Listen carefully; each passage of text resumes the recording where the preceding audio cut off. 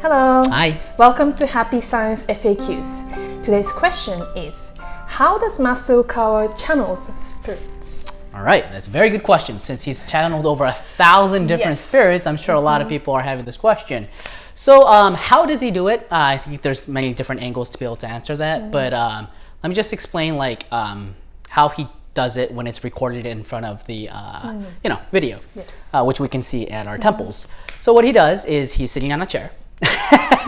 And he always has like a specific spirit that he wants to call upon before we start that session. And there's kind of like this.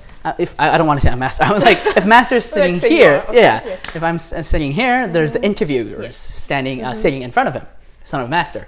And then master always starts out by giving an explanation of who he's going to do a spiritual message of, and then he gets into the pose of calling down the spirits. Each one is a little different, so I don't know the meanings for each little small aspects, but he does a way to call on the spirit, and then he allows the spirit to speak through his vocal cord. And the thing is, he's not a medium. A medium is you lose control and the spirit just kind of like takes over you. But master, he's kind of like he has like a part of him that's a referee at the same time. So he has his consciousness awakened, but also dormant to a level where the spirit can speak freely. But he doesn't get taken over. So he's not just a medium, he's like a spiritual master. So that's the way he does it. He just calls upon the name of the spirit and he allows it to speak through him in front of live audience, with the live interviewers, recorded and then eventually transcribed into books, is my way of basically explaining how he does it. But did I miss something? That you explained everything perfectly. So he started to publicly start doing recording the spiritual messages from 2010. Right, that's his second phase. Yes, right. Thank you. I remember I got so excited, but at the same time, because of Master Okawa's great enlightenment, it looks so natural. But what he's doing is just so amazing, and the more you watches of different, spirits, it's very, very different. And it's so true, and especially also when you read, the spiritual messages becomes the books. You can't.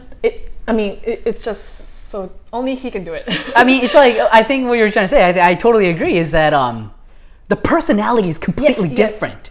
Right? Yes. So it's just unbelievable, the authenticity of this spiritual message. And here's the thing, because this is FAQs, it may be a lot of people who's still interested in happy science and understand that there could be a lot of skeptical aspects to it. I want to help you clear those skepticism one by one. One thing that I want to say is some of these spiritual messages, a lot of people, sometimes the skeptical, like Japanese journalism, they would write that, oh, Master is such a smart guy, he just reads about them and he's pretending that he's calling upon a spirit. However, that's not true, because there are a bunch of spiritual messages where it was not planned. What I mean is such as Nelson Mandela. When Nelson Mandela passed away, after he got noticed, the news spread that he passed away, it was just a couple hours when Master did a spiritual message of him. And not only Nelson Mandela, there was Steve Jobs, was that kind of scenario. And not only them, but Japanese politicians and all these contemporary famous people, right after they passed away, he does it like within the next couple of hours. So that already proves that it's not pre-planned. So as Mari said, it's astonishing how each of these are so separately and the personality is all different. That is so true. And also, after I started working at the headquarters, I found out that it's so true. Because you are notified of the recording like maybe 1 hour before it's actually given. So you, especially for the interviewers, I think they only have like an hour or two at the maximum to prepare. So yes, it's very, very interesting. It's so spiritual and very real. And most of the time the spirits come to him instead of Master Okawa calls them, I think. That's another interesting point. Yeah, sorry it's going a little long, but since this is such an interesting topic, I think you can stay with us. But you're right. Some of them he calls upon a spirit. Some of them a spirit comes to him because they want to say their words. They want to express something after they pass away. They have no other channel to be able to talk to the living people. So Master has become like a public speaker for spirits in a way. Yes. I bet you there's like a long line of spirits like, I want to go next, you know, in the spiritual world, wanting to state their opinion. This is another fascinating point of happy science. The spiritual world is described in such reality. It's not like, oh, after you die, you live in rest in peace forever. You know, it's not like that. It's like they're very vocal. Yes. They're still living. Afterlife isn't just an extension of this life in happy science teachings, but it's proved from each and every of these spiritual messages, I believe. And also that reminds me about the mechanism.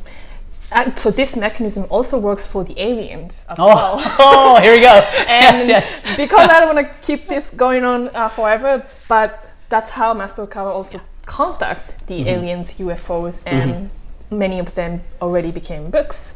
So anything you would like to add? Oh man. More, or maybe for the next FAQ. Okay. Good enough for this one. Yeah, I hope this answered your questions, and if you have any more questions, please message us, and we hope to see you soon. Bye.